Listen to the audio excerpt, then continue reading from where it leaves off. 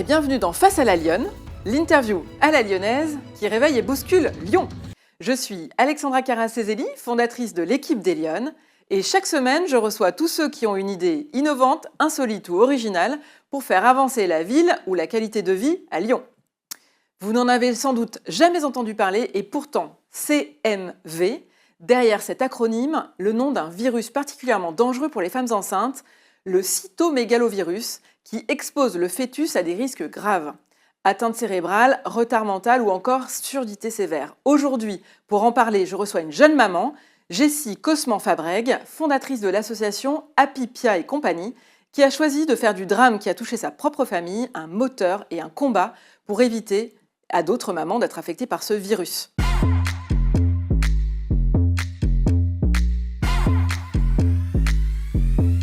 Bonjour Jessie. Bonjour Alexandra. Alors merci d'être avec nous aujourd'hui pour ce Face à la Lyonne.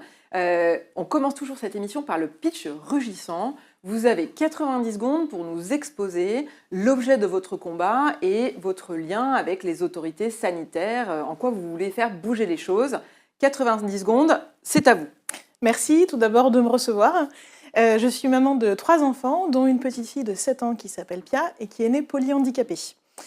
Il y a 7 ans, le CMV, donc le cytomégalovirus, a débarqué, si je puis dire, dans notre vie de famille, très silencieusement, puisque c'est durant ma grossesse, et plus particulièrement le premier trimestre de grossesse, que j'ai été infectée par ce virus appelé CMV, que personne ne connaît.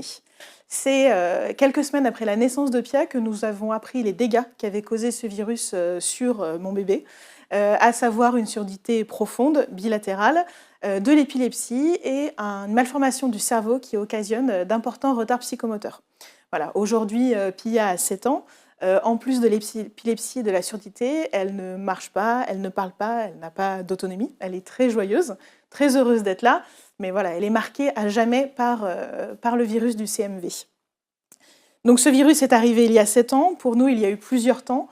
D'abord, le temps de l'acceptation, juste après l'annonce, la colère, et puis effectivement, le temps de cette acceptation, il a fallu se dire que le CMV allait désormais accompagner toute notre vie et continuer de causer des dégâts sur notre enfant.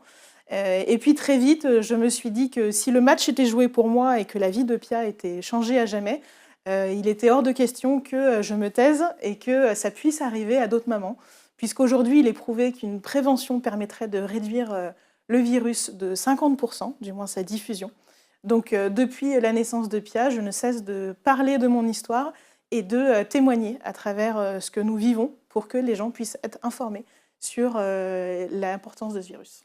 Alors, Jessie, pourquoi les autorités sanitaires ne prennent pas à bras-le-corps le dépistage de ce virus? Parce qu'on peut le savoir, on peut faire quelque chose? Oui, tout à fait, on peut totalement le dépister. Alors, effectivement, ça a été ma plus grande surprise quand Pia est née, puisque quand on m'a parlé du CMV, j'étais incapable au début même de retenir, et je parlais d'un virus en 3 lettres aux médecins en leur disant « elle a été touchée par ça, mais je ne sais pas exactement ce que c'est ». Et on me disait « ah oui, le cytomégalovirus, oui, mais c'est anecdotique. En fait, il n'y a que le personnel soignant ou le personnel de crèche qui peut être touché. C'est quand même curieux, est-ce que vous êtes sûr, etc. » Et puis finalement, les tests ont décelé que si, elle avait bien été infectée par le CMV. Donc il y a 7 ans, on parlait très très peu de ce virus. On le reconnaissait très mal. Et en fait, il y avait aussi une distorsion importante entre Paris et la province, puisqu'en fait, les spécialistes du CMV sont à Necker. Et en province, j'étais face à des soignants extrêmement mal informés. À partir de là, j'ai rencontré beaucoup de soignants sur la région lyonnaise pour faire part aussi de notre histoire, expliquer ce qui s'était passé et puis comprendre la diffusion de ce virus. On a eu des soignants qui nous ont suivis aussi dans cette démarche pour justement se dire qu'il fallait prendre à bras-le-corps la problématique du CMV. Donc aujourd'hui, par exemple, à Lyon, dans les maternités, dès lors qu'il y a un doute sur le test auditif à la naissance de l'enfant, un test CMV salivaire est fait et ça permet d'éviter les errances médicales qui peuvent durer plusieurs semaines ou plusieurs mois, comme ça a été le cas pour moi. Alors pourquoi est-ce qu'en France, on n'a jamais pris à bras-le-corps ce sujet? Pour moi, je crois que ça reste ma plus grande question depuis plus de 7 ans et demi.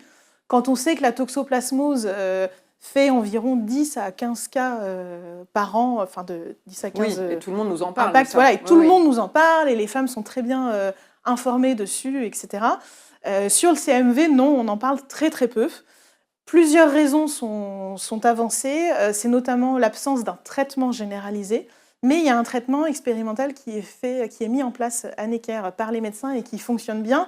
En tout cas, moi, je peux le dire de façon assez personnelle, puisque en parlant de mon histoire, j'ai eu 2 proches qui se sont fait dépister d'elles-mêmes, qui ont demandé les tests et qui ont décelé une infection pendant leur grossesse, qui sont montés à Necker, qui ont été suivis par ces médecins et dont les enfants vont très bien aujourd'hui. Donc, vous, aujourd'hui, vous essayez de faire quoi? Quel est votre levier d'action pour changer? Moi, mon levier d'action, c'est vraiment, d'une part, de témoigner, donc pour faire connaître au grand public, parce que forcément, quand on raconte notre histoire, cette histoire parle aux gens. Quand une femme est enceinte et qu'elle se dit « en fait, moi aussi, ça peut m'arriver », parce que finalement, ça peut toutes nous arriver, c'est juste un virus qui s'apparente à un rhume et qu'on peut tout attraper. Déjà là, ça touche beaucoup, donc les gens se questionnent, en parlent aux médecins, etc. Et puis moi, de l'autre côté, ça a été beaucoup d'échanges avec les médecins, avec les pouvoirs publics, pour essayer de faire monter ce dépistage ou au moins la prévention. Au niveau du dépistage, on est beaucoup d'associations aussi à agir, et notamment une association nationale qui s'appelle Chanter, Marcher, Vivre. Récemment, grâce à ces montées médiatiques et puis aux liens qu'on a tous pu créer les uns et les autres sur le territoire, le dépistage du CMV a été inscrit dans le projet de loi de finances de la Sécurité sociale pour 2024. Okay. Sauf que cette application du dépistage est soumise à l'avis de la Haute Autorité de la Santé publique, qui pour l'instant n'a pas encore rendu son avis définitif. Donc on est tous un peu suspendus à cet avis pour savoir si le dépistage va s'appliquer ou non. Donc là, on espère que ça va on espère que ça va aboutir. Okay. Si ce n'est pas le cas, moi j'espère un jour qu'enfin on mettra en place au moins une prévention. Parce que le CMV, donc, c'est un virus qui s'attrape par les fluides, donc par la salive, par les larmes, par les urines. Il y a un stéréotype de femmes qui sont touchées, donc c'est des femmes actives, la trentaine, qui ont déjà un enfant en bas âge, qui est en collectivité. Ce sont des femmes qui vont vite. Qui n'a jamais mangé dans la même cuillère que son enfant est né. Bien sûr. Voilà, en fait, c'est comme ça en général qu'on l'attrape, par la salive très souvent. Et donc une simple prévention permettrait quand même de changer beaucoup de choses. Et moi aujourd'hui, depuis 7 ans, c'est une question qui me taraude, de me dire si j'avais su, peut-être que j'aurais pu l'éviter. Sur ma 3e fille, j'ai appliqué toutes les règles de prévention de façon très stricte. Et elle va très bien, alors que j'avais possiblement le risque d'une réinfectation. Ah oui, on peut l'avoir plusieurs fois. Tout à fait. D'accord.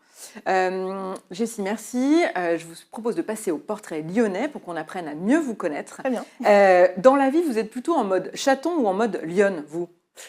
Alors, vu ce que j'ai raconté avant, je pense que la question ne se pose pas tellement pour moi, puisque je me suis relevée à un moment extrêmement difficile de ma vie, où finalement le monde s'est écroulé, puisque quand on touche à nos enfants, à leur santé, à leur avenir, je pense que pour toutes les mères, notre monde s'écroule, encore une fois.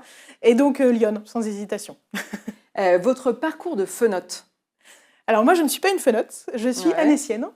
Je suis arrivée à Lyon à 18 ans, donc je crois cette année exactement, j'ai passé autant de temps à Annecy qu'à Lyon, donc finalement je suis une fenote d'adoption.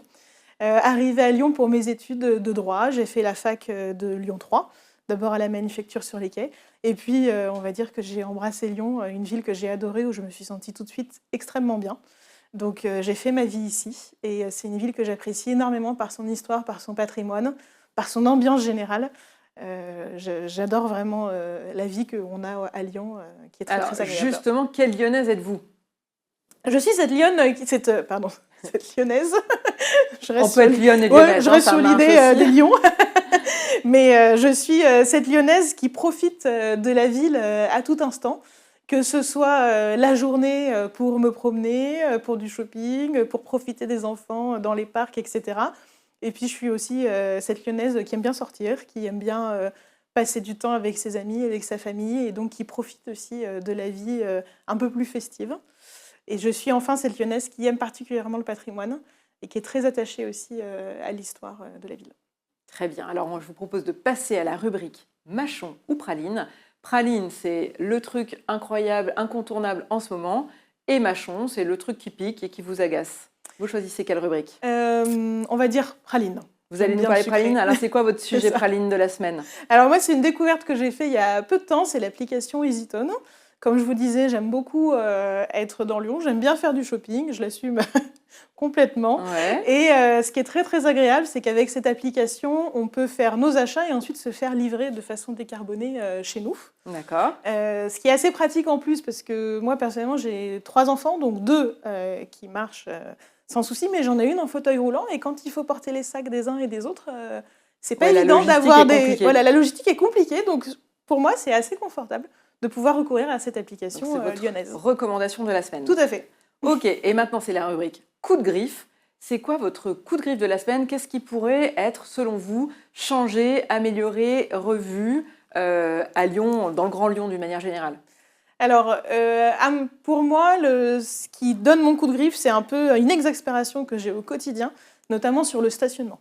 On sait tous que le stationnement dans Lyon, et particulièrement en Presqu'île et dans certains quartiers, est quand même très très compliqué et devient de plus en plus difficile.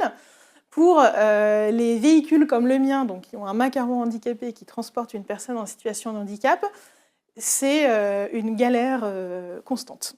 Puisqu'aujourd'hui, moi je suis effarée de voir au quotidien le non-respect des gens pour les places de stationnement handicapés. Donc soit qui s'y garent sans macaron, soit qui s'y garent avec des macarons invalides, dépassés, ou qui ne sont pas les siens. Les gens ne respectent pas la signalisation. Les gens ne respectent pas, et je crois que pour moi, le pompon, si je puis dire, c'est ceux qui se garent sur les places de stationnement pour passer un coup de fil. Donc en général, je descends de ma voiture, je tape à la porte et je leur demande de s'en aller, puisque moi je dois me garer avec ma fille. Et on me répond « Non, mais j'en ai pour 5 minutes ». Alors souvent, j'ai une phrase type et je leur réponds « Oui, mais moi ma fille n'est pas handicapée pour 5 minutes, donc vous sortez de là et vous me laissez me garer ». Et là, je trouve que là-dessus, il y aurait vraiment une amélioration à faire, notamment sur la répression dessus, parce que combien de fois je vois des voitures stationnées sur des places de stationnement handicapées sans justificatif et qui derrière ne sont pas du tout réprimandées. Et je trouve que c'est un vrai problème pour des personnes qui ont besoin de pouvoir se garer en proximité facilement. Voilà, je sais que les gens en souffrent et pour moi, c'est quelque chose qui est très difficile à vivre. Alors, Jessie, je vous remercie. On va résumer l'émission. Donc, CMV, c'est le nom de ce fichu virus qui vous a touché.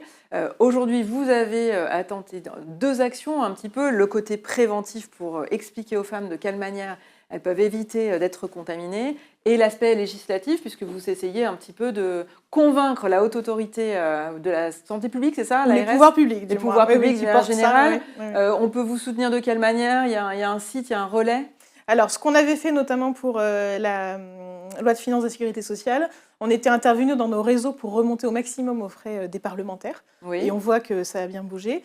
Et effectivement, nous, on a une association qui s'appelle Apipia et compagnie, qui permet de témoigner de notre histoire et puis aussi de faire le relais par rapport aux informations qui reviennent vers nous, qui redescendent en quelque sorte. Donc soutenir en quelque sorte l'association et puis diffuser aussi au maximum les informations de presse notamment qui sortent de plus en plus sur le sujet. Je pense que ça permet de faire connaître ce virus. Jessie, on vous revoit à quelle occasion? Sûrement avec les Lyonnes. Très bien, je vous remercie. Merci beaucoup. C'est la fin de cette émission. Merci de l'avoir suivie. Je vous donne rendez-vous la semaine prochaine pour une nouvelle invitée ou un nouvel invité dans Face à la Lyonne.